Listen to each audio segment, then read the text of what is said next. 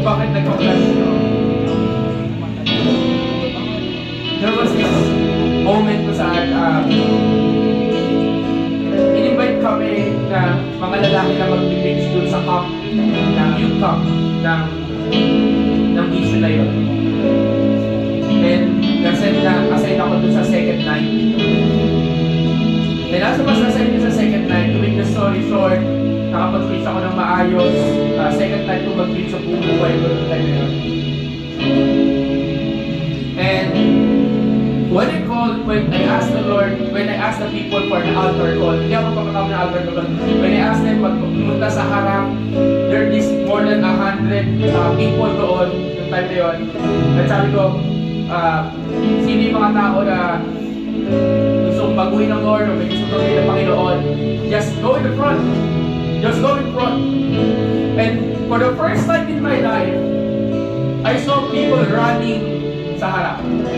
Noong una, kung konti pa lang yung pupunta tumayo, then suddenly, bigla nagpatawag ng altar call, then people started almost 60-70% of the people who's there during the time pumunta sa harap. And I started to cry. And kanina pa nag-worship tayo, bakit nagpa-flash yun? Bakit nagpa-flash sa akin? Kasi ang unang-una kong ginawa, nung nakita ko yung bagay na yun, na siguro sa sobrang tagal na pagiging pastor ko, medyo nawala na rin. Nung nakita ko yung mga tao, pumupunta dun sa harap, lumuhod ako.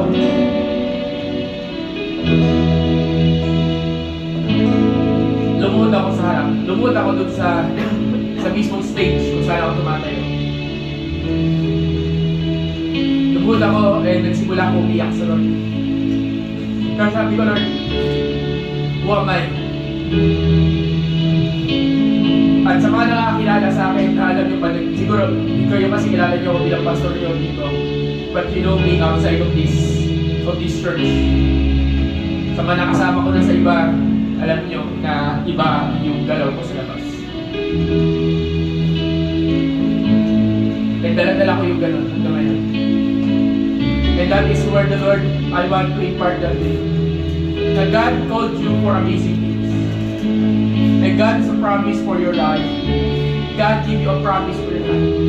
And kailangan lang natin, habang naantay yung pangako na yun, o pag nakita natin yung kahit pasilip ng pangako na yun, kailangan natin sumamba. Whether lumuhon, taas ang kamay mo, umawit, o paano ka sasamba sa Lord? Yung response. Mahalaga yung response natin. Parang nag-aantay ka kayo. Pero gusto ko lang sabihin sa'yo, kapatid, andyan na yan. Parating na yan. Parating na. So Lord, nandito kami lumalapit sa iyo, Panginoon. Nagpapakumbaba, nagpapasalamat. Salamat, Lord, kasi bigyan mo kami ng opportunity na tulad dito. Salamat, Lord, na nilibay mo kami who we are. At nilibay mo kami mga anak. At pwede ba sabihin mo lang sa tatay mo sa langit, Lord, karga naman dyan. Dati God, karga naman dyan. Pakita naman sa akin yung perspective. Sila kasi all we need to do is ask. All we need to do is ask. Panginoon, maraming salamat po. Thank you, Lord. But no, isa pa, I believe it's from the Lord. Sa may nahon na paraan, Panginoon natin, Diyos. Ilang po. Ang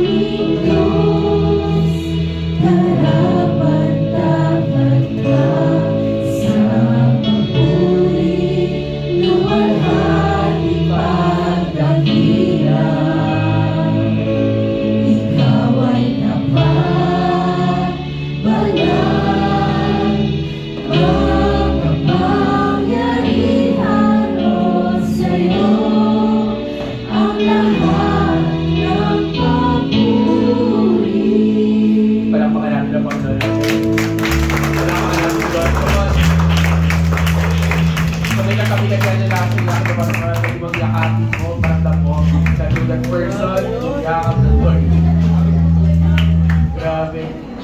Nandito yung mga disciples nyo, yakapin nyo yung mga disciples nyo.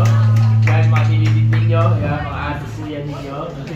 Pakatid nyo sa Lord, yakapin nyo. Ayan. Yan na kayo, mag-opening na tayo, join ko lang, tapos all ending prayer lang. Sige, pasis ako at sheet. Mag-year opening. Alit naman si Helen ko na, pag-ring na opening natin. Yun na yung opening. End lang natin, kaya nga sa Lord, lift your heads. Lord, maraming salamat sa bawat isa. Mag-opening po kami. But we seal everything na natanggap namin today, na hindi ito sayang at hindi ito mababaliwala, kundi ito'y lalago at lalalim, Panginoon. Thank you, Lord. Thank you, Jesus. Amen and amen. Okay? So, can I ask, pray tayo ng offering natin? Sige. So, sige ako na lang mag-pray. Can I ask everyone tayo lahat ready your offering? Alam ko na katatayo lang natin, mag-release na lang. Pero ano na tayo naman eh, comfortable na tayo. Lord, maraming salamat po. Can you stretch your hands on the offering box? Ilan sa pinakadakilang way din ng worship ay giving. Next week natin pag-usapan yan. Hindi giving ang topic natin, pero next week natin pag-usapan yan. Lord, bless this offering, God. Maraming salamat po, Panginoon. Thank you, Lord, sa bagong series na inyong pinagkaloob. Ito ay isang worship series. Napakasaya nitong topic na ito. Thank you, Lord, for everything. We bless you, we love you.